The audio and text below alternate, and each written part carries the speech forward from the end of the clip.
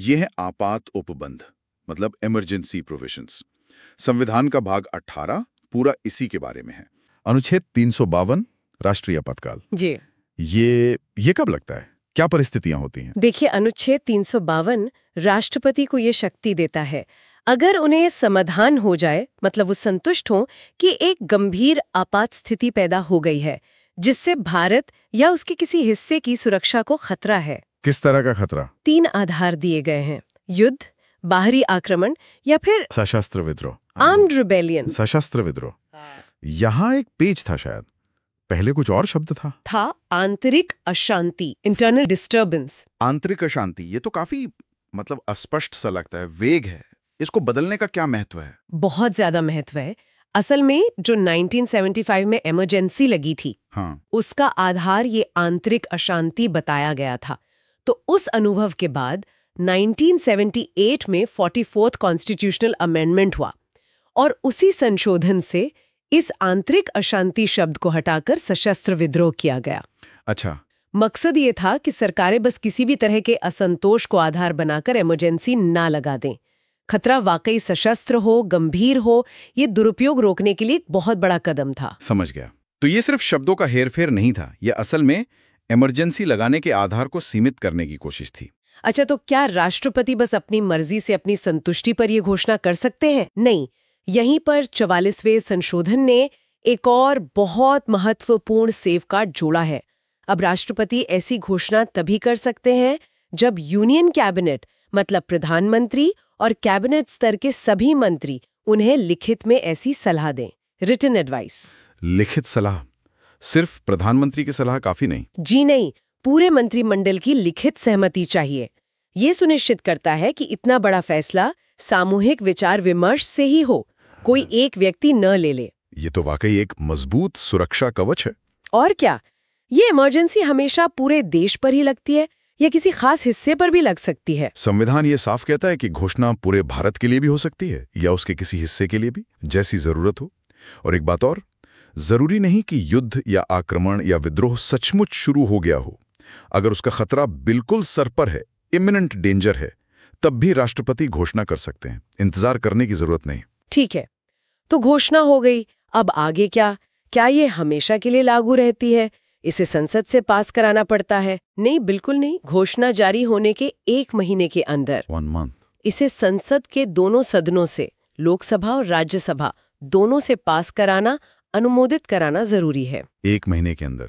और अगर लोकसभा उस वक्त न हो, मतलब भंग हो? हाँ, अच्छा सवाल है। अगर घोषणा के समय लोकसभा भंग है या उस 1 महीने में भंग हो जाती है, तो जब नई लोकसभा की पहली बैठक होगी, उससे 30 दिनों के अंदर उसे मंजूर कराना होगा। लेकिन इस बीच राज्यसभा से अनुमोदन जरूरी है। और ये अनुमोदन, ये किस तरह का बहुमत चाहिए इसके लिए? साधारण बहुमत? नहीं, यहाँ साधारण बहुमत काफी नहीं है। राष्ट्रीय आपातकाल जैसी गंभीर बात के लिए संविधान विशेष बहुमत मांगता है। Special majority? स्पेशल मेजॉरिटी मतलब ये कि सदन की कुल सदस्य संख्या का बहुमत, एब्सोल्यूट मेजॉरिटी, और साथ ही सदन में जो उपस्थित हैं और वोट कर रहे हैं उनका कम से कम 2/3 बहुमत, 2/3 मेजॉरिटी। ओहो, ये तो काफी कड़ा मानक है। हाँ, ये इसीलिए ताकि इतने बड़े फैसले पर एक व्यापक राजनीतिक सहमति हो, आसानी से न हो पाए। तो मान लीजिए मंजूरी मिल गई दोनों सदनों से, फिर ये कितने समय तक चलती है इमरजेंसी? एक बार अनुमोदन मिलने पर आपातकाल 6 महीने तक जारी रह सकता है। सिर्फ 6 महीने? हाँ, अगर इसे आगे बढ़ाना है तो हर 6 महीने पर फिर से संसद के दोनों सदनों से उसी विशेष बहुमत से अनुमोदन लेना होगा। हर 6 महीने पर? जी हाँ, तो जब तक संसद हर 6 महीने में मंजूरी देती रहेगी, ये आगे बढ़ सकता है। लेकिन हर बार ये कड़ी संसदीय जांच से गुजरेगा। यानी संसद का नियंत्रण लगातार बना रहता है। अच्छा, इसे वापस लेने का क्या तरीका है? मान लीजिए लोकसभा को लगे कि भाई अब जरूरत नहीं है। हाँ, इसके 2 मुख्य तरीके हैं। पहला तो सीधा है, राष्ट्रपति किसी भी समय एक दूसरी घोषणा करके इसे वापस ले सकते हैं, रिवोक कर सकते हैं। दूसरा तरीका लोकसभा के पास है। अगर लोकसभा एक संकल्प पास कर दे कि वो आपातकाल जारी रखने के अनुमोदन को निरनुमोदित करती है, मतलब डिसअप्रूव्स द कंटिन्यूएंस, और ये संकल्प साधारण बहुमत से ही पास हो जाए। साधारण बहुमत से? हाँ, इसे वापस लेने के लिए साधारण बहुमत काफी है, तो राष्ट्रपति को आपातकाल वापस लेना ही होगा। अच्छा। इसके लिए खास प्रक्रिया भी है। अगर लोकसभा के कम से कम 110 सदस्य स्पीकर को या राष्ट्रपति को, अगर सदन नहीं चल रहा, लिखित नोटिस दें तो 14 दिन के अंदर लोकसभा की स्पेशल बैठक बुलानी पड़ेगी, सिर्फ इसी मुद्दे पर विचार के लिए। तो लोकसभा के पास भी इसे खत्म करवाने की सीधी शक्ति है। बिल्कुल, ये लोकसभा को एक सक्रिय भूमिका देता है। तो ये तो हुई अनुच्छेद 352 की पूरी व्यवस्था। अब आते हैं इसके प्रभाव पर। असर क्या होता है? जब राष्ट्रीय आपातकाल लागू होता है तो सरकार कैसे चलती है? नागरिकों के अधिकारों का क्या होता है? असर बहुत बहुत व्यापक होता है। सबसे पहले तो केंद्र की जो कार्यकारी शक्ति है, एग्जीक्यूटिव पावर, उसका विस्तार हो जाता है। अनुच्छेद 353 क कहता है कि केंद्र सरकार किसी भी राज्य सरकार को निर्देश दे सकती है कि वो अपनी कार्यकारी शक्ति का इस्तेमाल कैसे करें। किसी भी राज्य को? मतलब सामान्य समय में ऐसा नहीं होता? नहीं, सामान्य समय में राज्य अपनी कार्यकारी शक्तियों में स्वायत्त होते हैं, पर इमरजेंसी में केंद्र निर्देश दे सकता है। तो इसका मतलब देश का जो संघीय ढांचा है, फेडरल स्ट्रक्चर, वो एक तरह से एकात्मक, यूनिटरी जैसा हो जाता है। बिल्कुल, कम से कम कार्यकारी शक्तियों के मामले में तो केंद्र का नियंत्रण बहुत बढ़ जाता है। इसी तरह विधायी शक्तियों पर, यानी कानून बनाने की शक्ति पर भी असर पड़ता है। अनुच्छेद 353 ख के तहत संसद को राज्य सूची के विषयों पर भी कानून बनाने की शक्ति मिल जाती है। राज्य सूची, जिस पर सामान्यतः सिर्फ राज्य विधानमंडल कानून बना सकते हैं? जी हाँ, उन विषयों पर भी संसद कानून बना सकती है। हालांकि राज्य विधानमंडल की शक्ति खत्म नहीं होती, वो भी कानून बना सकते हैं, लेकिन अगर संसद और राज्य के कानून में टकराव हो तो संसद का कानून मान्य होगा। और पैसों के मामले में? वित्तीय व्यवस्था पर क्या असर होता है? अनुच्छेद 354 राष्ट्रपति को अधिकार देता है। वो आदेश निकालकर केंद्र और राज्यों के बीच जो राजस्व का बंटवारा होता है, उससे जुड़े संवैधानिक प्रावधानों को बदल सकते हैं, मॉडिफाई कर सकते हैं। अच्छा, जैसे टैक्स वगैरह का बंटवारा? हाँ, अनुच्छेद 268 से 279 तक के जो प्रावधान है, ये बदलाव उस वित्तीय वर्ष के अंत तक लागू रह सकते हैं जिसमें इमरजेंसी खत्म होती है, लेकिन शर्त यह है कि ऐसा हर आदेश संसद के दोनों सदनों के सामने रखना जरूरी है। ये सब तो हुए शासन व्यवस्था से जुड़े बदलाव, लेकिन सबसे संवेदनशील मुद्दा तो मौलिक अधिकारों का है, फंडामेंटल राइट्स। इमरजेंसी में उनका क्या होता है? हाँ, ये बहुत ही महत्वपूर्ण सवाल है। यहाँ दो अनुच्छेद काम आते हैं, 358 और 359, और इन दोनों में ही 44वें संशोधन ने बहुत बड़े बदलाव किए हैं। पहले बात करते हैं अनुच्छेद 358 की। इसका सीधा संबंध है अनुच्छेद 19 से। अनुच्छेद 19? जिसमें वो स्वतंत्रता के 6 अधिकार हैं, बोलने की आजादी, सभा करने की, घूमने फिरने की। बिल्कुल वही। अनुच्छेद 358 कहता है कि जब युद्ध या बाहरी आक्रमण के आधार पर इमरजेंसी घोषित होती है। ध्यान देने वाली बात, युद्ध या बाहरी आक्रमण। जी, तो जैसे ही ऐसी इमरजेंसी घोषित होती है, अनुच्छेद 19 के तहत दिए गए ये 6 अधिकार अपने आप निलंबित हो जाते हैं, ऑटोमेटिकली सस्पेंड। इसका मतलब ये है कि इमरजेंसी के दौरान सरकार कोई ऐसा कानून बना सकती है या कोई ऐसा काम कर सकती है जो अनुच्छेद 19 के खिलाफ हो, और उसे कोर्ट में इस आधार पर चुनौती नहीं दी जा सकती। आपने जोर दिया युद्ध या बाहरी आक्रमण पर, तो अगर इमरजेंसी सशस्त्र विद्रोह के आधार पर लगी हो, तब अनुच्छेद 19 का क्या होगा? यही 44वां संशोधन का एक और कमाल है। संशोधन के बाद ये साफ कर दिया गया है कि अनुच्छेद 19 का निलंबन सिर्फ तभी होगा जब इमरजेंसी युद्ध या बाहरी आक्रमण के आधार पर लगी हो। अगर इमरजेंसी सशस्त्र विद्रोह के आधार पर है तो अनुच्छेद 19 निलंबित नहीं होगा। अच्छा, ये भी एक बड़ा सेफगार्ड है। बिल्कुल। और एक बात और, अनुच्छेद 358 ये भी कहता है कि निलंबन के दौरान भी केवल वही कानून या काम प्रोटेक्टेड है जो इमरजेंसी से संबंधित हों और जिनमें ये लिखा हो कि ये इमरजेंसी के संदर्भ में है। मतलब इमरजेंसी की आड़ में कोई भी असंबंधित कानून बनाकर अनुच्छेद 19 का उल्लंघन नहीं किया जा सकता। और ये निलंबन कब तक रहता है? जैसे ही इमरजेंसी खत्म होती है, अनुच्छेद 19 अपने आप बहाल हो जाता है। ठीक है, तो ये हुई अनुच्छेद 19 की बात। लेकिन बाकी मौलिक अधिकारों का क्या, जैसे समानता का अधिकार अनुच्छेद 14 या जीवन का अधिकार अनुच्छेद 21? उनके लिए है अनुच्छेद 359। ये थोड़ा अलग है।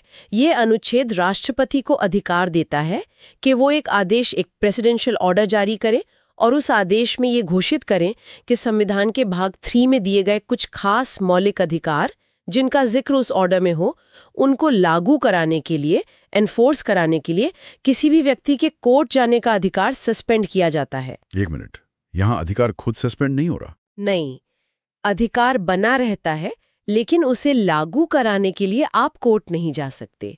Right to move court is suspended. अच्छा, और ये भी सिर्फ उन्हीं अधिकारों के लिए जो राष्ट्रपति के आदेश में लिखे हों? जी हाँ, सारे मौलिक अधिकारों के लिए नहीं, और ये ऑटोमेटिक नहीं होता। इसके लिए राष्ट्रपति का आदेश जरूरी है। लेकिन क्या यहाँ कोई सीमा है? क्या राष्ट्रपति किसी भी मौलिक अधिकार को लागू कराने का अधिकार छीन सकते हैं? अनुच्छेद 21, जीवन का अधिकार भी? नहीं, और यहीं पर 44वें संशोधन ने सबसे बड़ा, सबसे महत्वपूर्ण सुरक्षा कवच दिया है। संशोधन के बाद अनुच्छेद 359 में ये साफ साफ जोड़ दिया गया है कि राष्ट्रपति अपने आदेश से भी 2 मौलिक अधिकारों को लागू कराने का अधिकार सस्पेंड नहीं कर सकते, कभी नहीं। कौन से 2?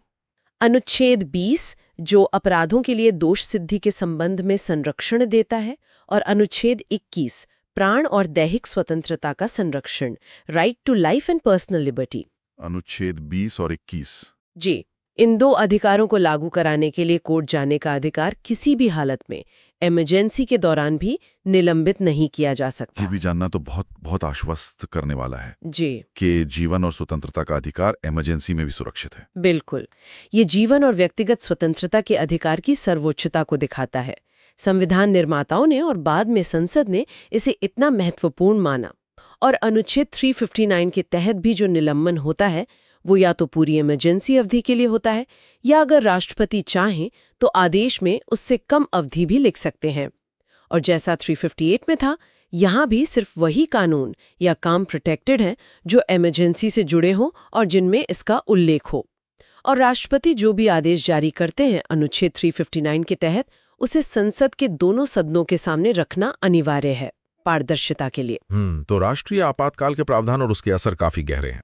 अब आगे बढ़ते हैं अनुच्छेद 356 की तरफ, जिसे आमतौर पर लोग राष्ट्रपति शासन कहते हैं। ये है क्या? ये कब लगता है? हाँ, अनुच्छेद 356 एक अलग तरह की इमरजेंसी सिचुएशन के लिए है।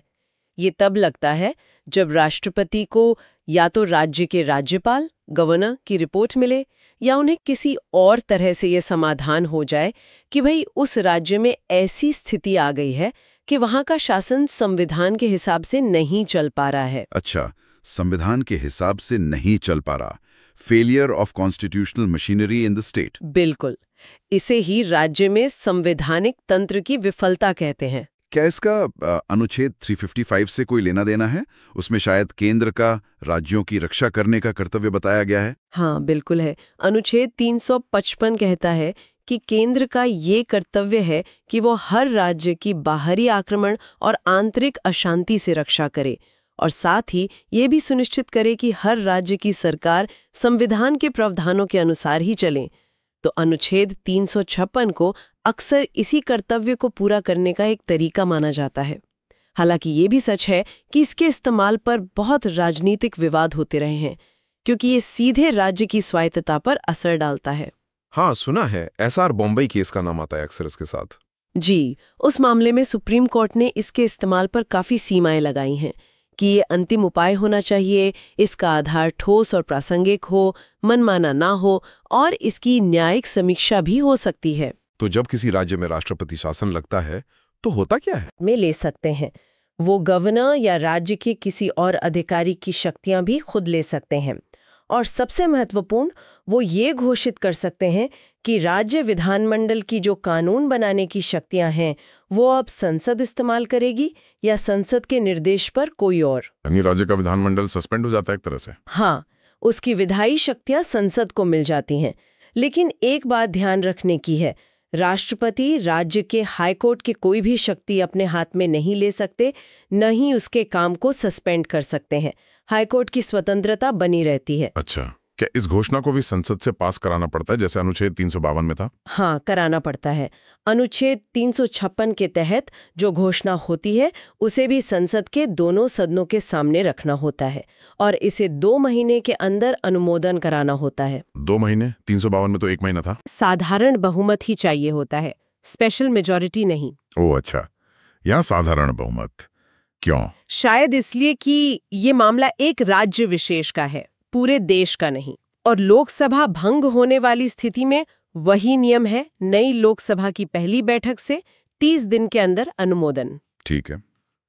और ये राष्ट्रपति शासन एक बार लग गया, संसद ने पास कर दिया, तो कितने समय तक चल सकता है? एक बार संसद से अनुमोदन मिलने पर ये 6 महीने के लिए लागू रहता है। 6 महीने? हाँ, इसे आगे बढ़ाने के लिए हर 6 महीने में फिर से संसद का अनुमोदन लेना होगा, साधारण बहुमत से।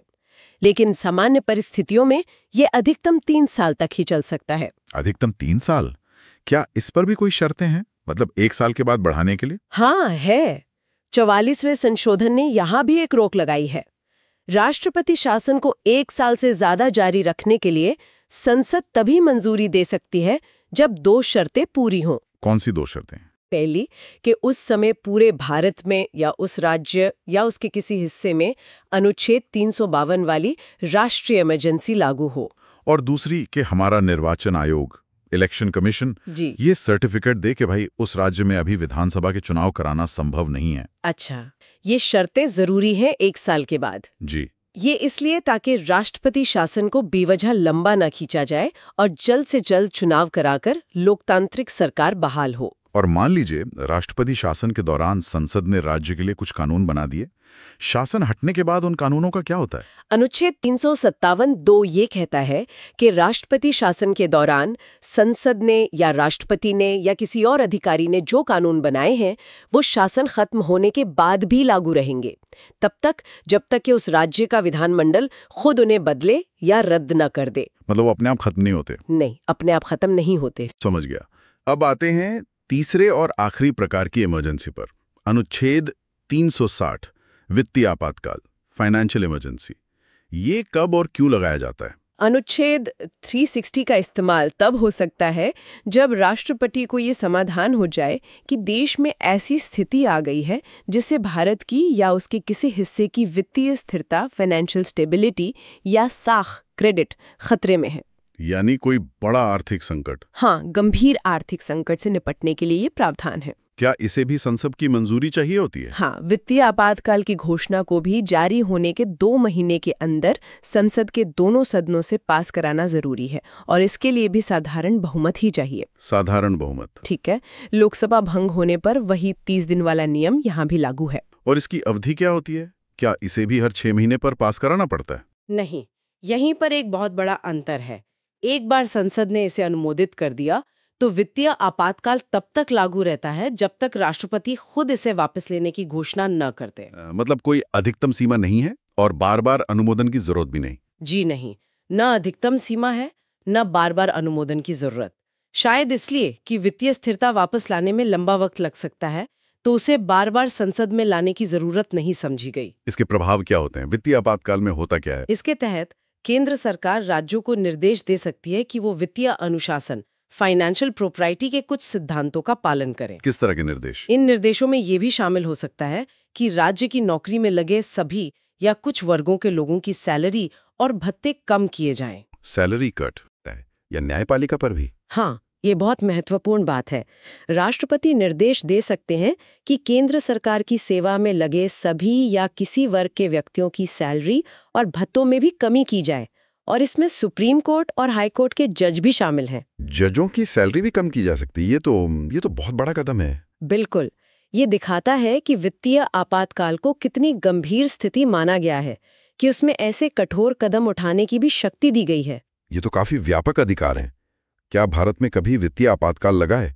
अनुच्छेद 360 का इस्तेमाल हुआ है? ये जानना हम सब के लिए राहत की बात है कि आज तक भारत में कभी भी अनुच्छेद 360 के तहत वित्तीय आपातकाल लगाने की नौबत नहीं आई है। शुक्र है। तो ये थी भारतीय संविधान के आपातकालीन प्रावधानों पर हमारी काफी विस्तृत चर्चा। हमने अनुच्छेद 352 राष्ट्रीय आपातकाल को देखा, अनुच्छेद 356 राज्यों में राष्ट्रपति शासन उसको समझा, और अनुच्छेद 360 वित्तीय आपातकाल उसकी व्यवस्थाओं, प्रक्रियाओं और प्रभावों पर बात की। यहाँ ये बात वाकई गौर करने लायक है कि कैसे हमारा संविधान एक तरफ देश को बड़े संकटों से निकालने के लिए केंद्र को बहुत ताकत देता है, व्यापक शक्तियां देता है, लेकिन वहीं दूसरी तरफ इन शक्तियों पर लगाम रखने के लिए, उनके दुरुपयोग को रोकने के लिए कई प्रक्रियाएं और सीमाएं भी तय करता है। जैसे आपने बताया, राष्ट्रीय आपातकाल के लिए कैबिनेट की लिखित सलाह, संसद का विशेष बहुमत, न्यायिक समीक्षा की संभावना, खासकर 356 में, और सबसे महत्वपूर्ण अनुच्छेद 20 और 21 का किसी भी हाल में निलंबित न होना। ये बहुत बड़ी बात है। बिल्कुल सही कहा आपने। ये संतुलन साधना ही संविधान निर्माताओं की दूरदर्शिता थी। और जैसा हमने बार बार देखा, 44th संशोधन ने इस संतुलन को और मजबूत करने में बहुत बड़ी भूमिका निभाई। 1975-77 के आपातकाल के अनुभव से सीखते हुए कई महत्वपूर्ण सुरक्षा उपाय जोड़े गए, चाहे वो आंतरिक अशांति को सशस्त्र विद्रोह से बदलना हो या अनुच्छेद 20 और 21 को इमरजेंसी की पहुंच से बाहर रखना हो। ये सब लोकतंत्र और व्यक्ति की स्वतंत्रता की रक्षा के लिए बहुत जरूरी कदम थे। ये प्रावधान दिखाते हैं कि संकट के समय में भी कानून का शासन और मौलिक अधिकारों का सम्मान कितना अहम है। निश्चित रूप से।